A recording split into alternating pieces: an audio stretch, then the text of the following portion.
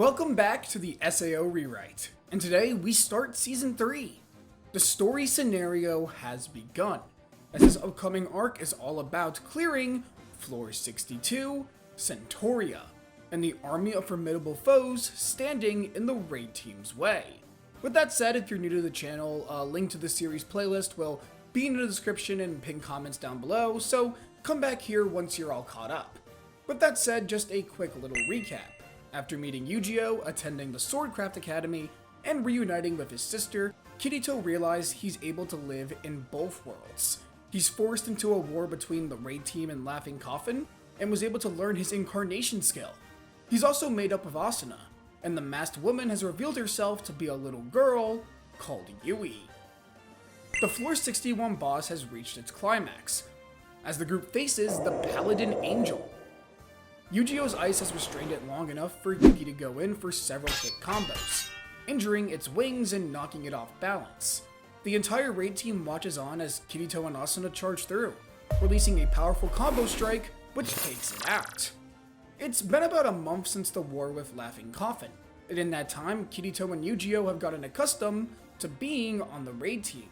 Sinon has also joined the group, having changed her hairstyle and eye color to prove to herself she's a brand new person.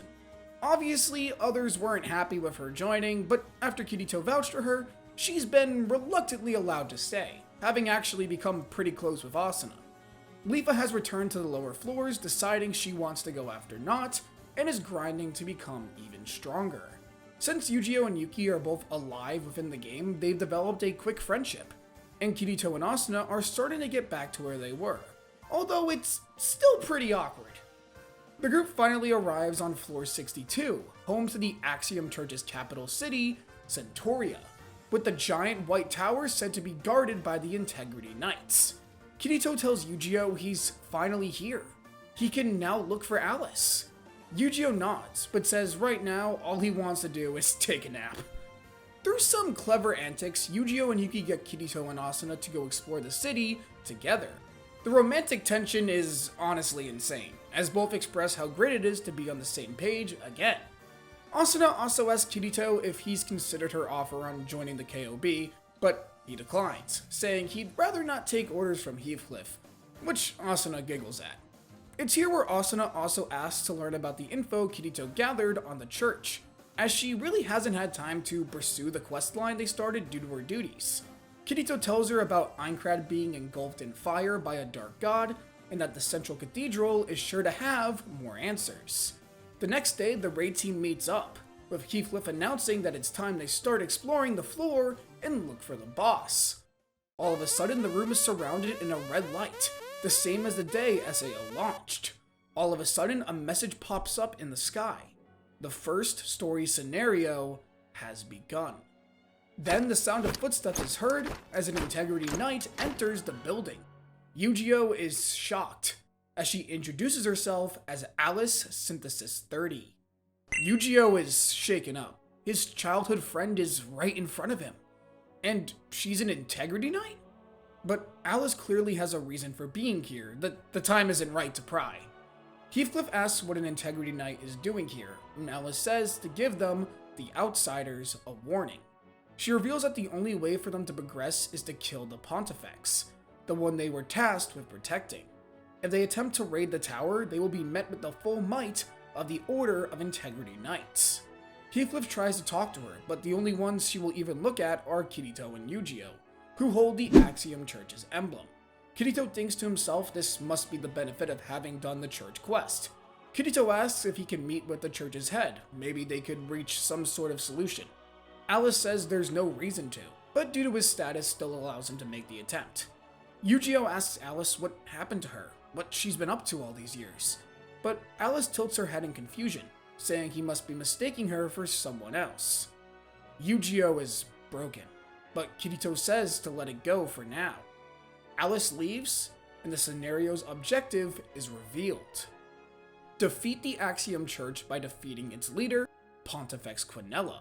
The Integrity Knights must be spared, as they have been mind-controlled by the ruler of the church, and killing her will return their memories. Everyone is tense, especially Yu-Gi-Oh, learning that his friend is being used as a puppet. Nobody knows what to do, but Heathcliff approaches Kirito, saying that his move to create a peace attempt is the right one. Kirito nods as he makes his way towards the central cathedral. Kirito arrives at the church, where an Integrity Knight by the name of Eldrie is waiting for him. He escorts the player to a garden on the first floor, where General Bercoli Synthesis 1 waits. The Knight Captain says he will serve as the church's ambassador. These talks go nowhere. Bercoli is respectful, even praising Kirito, but his duty is to protect the Pontifex. They were summoned from heaven to protect her. It's their reason for living. Kirito tries to make his case that the players, or outsiders as they call them, can't leave this realm without doing this. But the talk goes absolutely nowhere, and war is basically unavoidable. We then skip back to around 400 years ago, as a young girl stands proud in her family's manor, and as she grows older, she begins to become a symbol, building a great tower, sets siege to all opposing kingdoms, and finds the secret of immortality, the messenger of the goddess, her salvation from Vecta. That is what she's called. The Pontifex of the Axiom Church herself, Quinella. In present day, Quinella giggles to herself, ready to destroy those pesky outsiders who threaten her power. All of a sudden, Yui teleports into her room, and Quinella looks at her with disdain. Yui tells the Pontifex no matter how hard she tries to deny it, she's nothing more than a floor boss, merely given a higher sentience to perpetuate the scenario created by the Game Master. Quinella denies this. She says that if they wanted her to become a simple monster, she wouldn't have been programmed this way. Given these memories of her youth and her rise to power, she's aware of what she is, but she won't bow down to anyone. She will kill the outsiders, and reject her role in Kaiba's twisted story. Yui says her fate is inevitable, that she will meet her end at the hands of a swordsman dressed in black, the hero of the story, as her father has decided. Yui leaves, leading Quinella to get frustrated. Her? Defeated? What a farce. She is the leader of the Axiom Church, commander of Aincrad's strongest knight order, practically a goddess in her own right. Whoever this hero is, stands no chance. The day of war arrives, as the raid team makes their way to the cathedral's gates. In the world of code, Yui's eyes glow. The scenario has begun. A platoon of Integrity Knights approach the small army, but before the top players can ready their swords, they are surrounded in a bright purple light and are separated, spread out amongst the church's cathedral. From the 100th floor, Quinella smiles, as Kirito appears right in front of her. The group is scattered, with Eugeo being teleported to Alice, Klein to Eldrie, Sinon to Diselbert, Heathcliff to Bercoli, and Asuna to Venatio. Kirito, meanwhile, stares down the leader of the church, who giggles. This is the hero she was warned about? Kirito, hearing her words, wonders what kind of sick role Kaiba has in store for him. Quinella says she knows why they're here, but she won't just gladly kill herself. She is the ruler of the church. She was the one who raised her old civilization from the ground up to establish a new one completely under her control. Kirito thinks back to the ruins of an ancient civilization on floor 10, and Quinella says Bercoli made quick work of those fools. It's here where Kirito realizes Quinella is, in actuality, a tyrant. A power-hungry, conniving tyrant. Kirito readies himself, but before he can attack the Pontifex, the swords on the walls start to swirl around the room and converge into a powerful golden golem. Quinella says this is what he would probably call phase 1 of a boss. Meanwhile, Eugeo and Alice talk.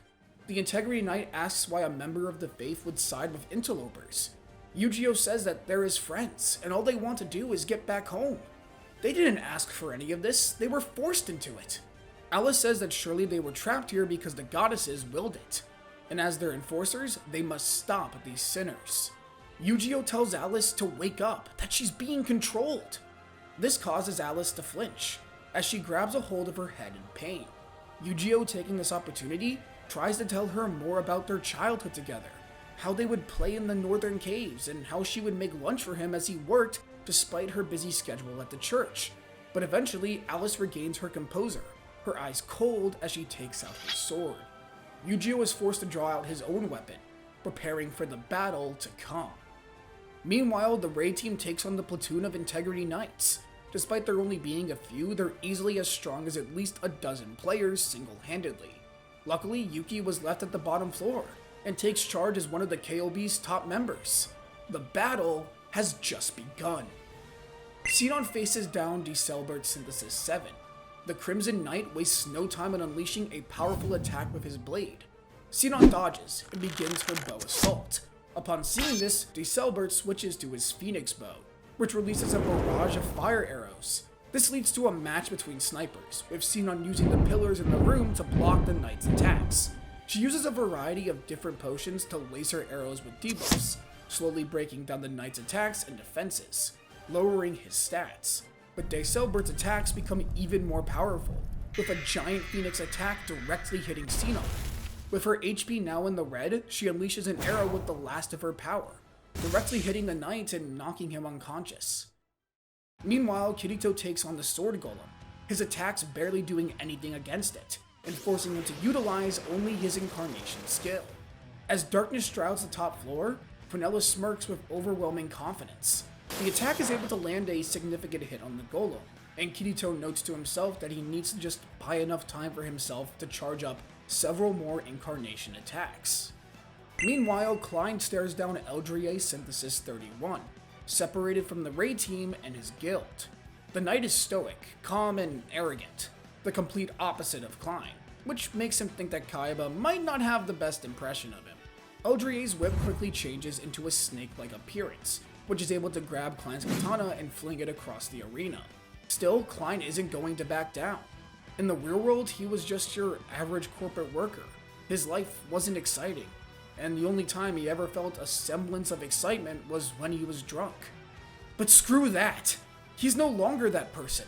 He's a fighter, a leader, and he'll prove himself.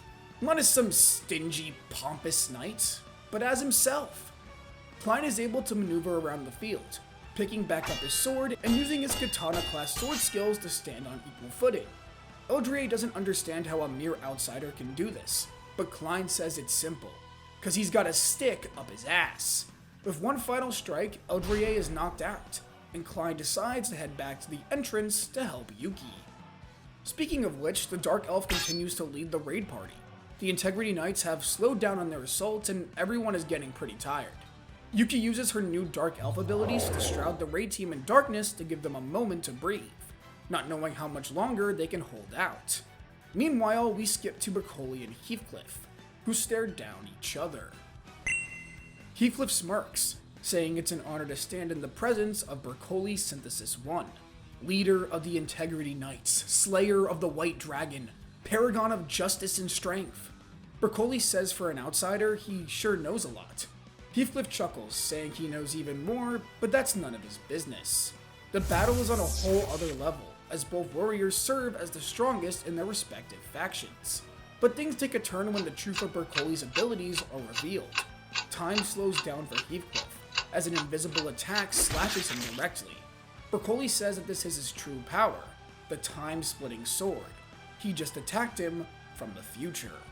Meanwhile, Asuna takes on the second in command of the Integrity Knights, Sir Fanatio Synthesis 2.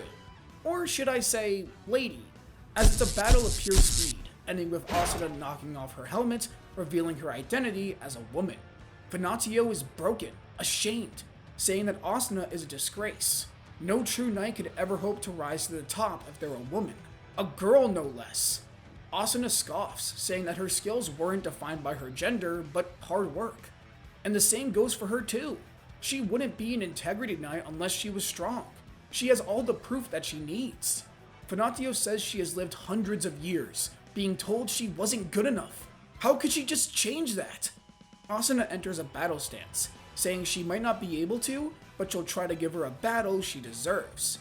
And as a simple teenage girl, defeat her. Meanwhile, Kirito unleashes one final incarnation skill against the Sword Golem, taking it down. Quinella grabs her head in pain, as her body starts to move on its own. Summoning a weapon as an HP bar appears above her head. The true Floor 62 boss has begun, and it's exactly the way that how Kaiba intended. Asuna and Fanatio continue to exchange blow after blow. Asuna's speed is unlike anything the Integrity Knight has faced before, forcing her to use the full power of her own incarnation skill and releasing a barrage of light lasers. They deal significant damage to Asuna's HP, but she's able to heal herself with some potions she had on hand. But every time she heals herself, she's overwhelmed by the attack and eventually runs out. Asuna says she needs to think, to do what Kirito did with the battle against Laughing Coffin. What did he say? Materialize a desire through Aincrad's system? Her desire. What is it? To beat Fanatio? Maybe, but that's only temporary. What does she want as a swordswoman? Flash. She's known as Lightning Flash. If she wants to be stronger, she has to be faster. All of a sudden, holographic wings spread out from her back and her outfit shifts into a pair of armor. She's able to flash around so fast, Fanatio can't even look at her, as pink lightning overtakes the entire battlefield. Asuna releases the sword skill Crucifixion, ending the battle with Fanatio as she falls to the ground. As she passes out, Fanatio smiles, saying that she was wrong. She can be strong as herself. Episode 58 picks back up with Bercoli and Heathcliff, as the Integrity Knight commander thinks he has the upper hand, using the time-splitting sword once again. But this time, the attack disappears, as a red aura surrounds Heathcliff. The commander laughs, saying that with nobody around, he can really let loose. In a matter of seconds, the Knight Commander is overpowered at every turn. Whenever he tries to use his power, it's instantly nullified. And for some reason, his normal strikes can't seem to hit Heathcliff no matter what he does. On the other hand, Heathcliff's attacks just get stronger and stronger. This isn't a fight. Heathcliff is toying with Bercoli. The Knight Commander, on the verge of passing out, tells Heathcliff to kill him. But the man says no, that he still has a role to play in this story, as do the others of his order. After all, that's what Aincrad has decided. There's more to the commander than anyone thought. But who is he, really?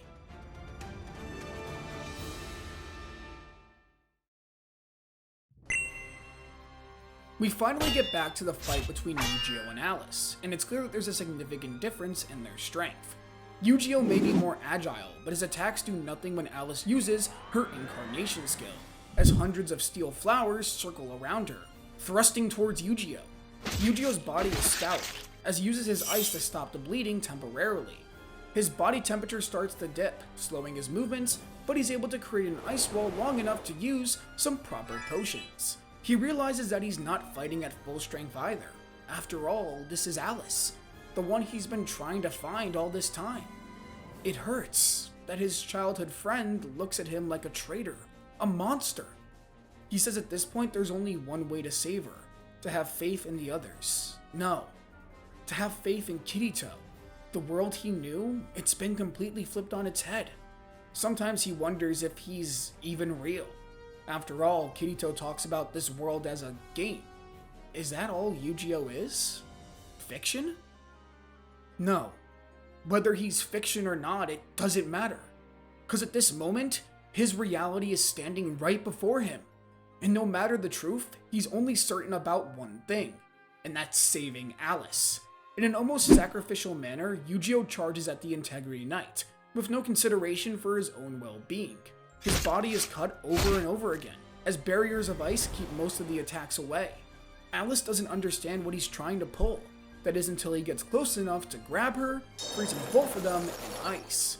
Alice's body temperature grows colder and colder, and eventually she falls unconscious. Yu-Gi-Oh falls to the floor too, victorious but greatly fatigued. And finally, we return to the fight between Kirito and Quinella, with the Pontifex realizing she's lost almost all of her free will. Was all this for nothing? Was she really just a puppet in the end? As her consciousness fades, her body becomes limp, as a purple aura surges around her, and she finally falls unconscious, as her form turns into the boss completely. She's a master of magic, and Kirito is having a hard time keeping up with the assault. She's easily the strongest boss he's fought up to this point. His HP just keeps going down. Finally, his incarnation skill recharges, but as he sends it flying at the Pontifex, even that is blocked by a powerful magic attack. Is this really it? Is he going to die? Quinella is now fully taken over by the system, a ruthless monster who won't hesitate to land the killing blow. Kirito thinks about all the people he's met and cares about, from both the real world and Aincrad. He doesn't want to leave them behind. All of a sudden, a notification pops up, asking him if he wants to unlock the hero skill. Kirito wonders what this is, but he doesn't have time to think. As soon as he presses it, his body jolts with newfound power, as his eyes change to a glowing yellow. All of his stats have instantly gone up. Either that or Quinella's attacks have gotten slower.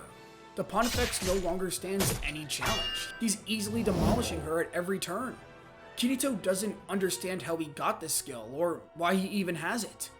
Hero skill? He's no hero. But I guess Kaiba thinks differently. Ever since their encounter on Floor 10, Kirito knew he was watching him. But why give him this skill? What is his plan for the future of SAO?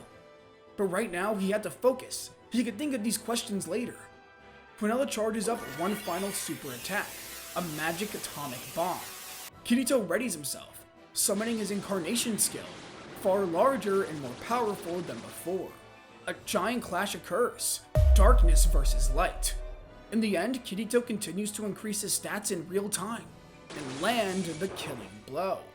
As Quinella dies, she quickly regains a bit of her own sense of self. She looks at Kirito, smiling, saying perhaps this outsider can oppose the system that enslaved her. The floor is cleared, and the remaining Integrity Knights have all passed out, all freed from the spell that Quinella held them under. All their memories will return as soon as they wake up. Kirito looks down at his HP at 1. He feels light, tired, and passes out.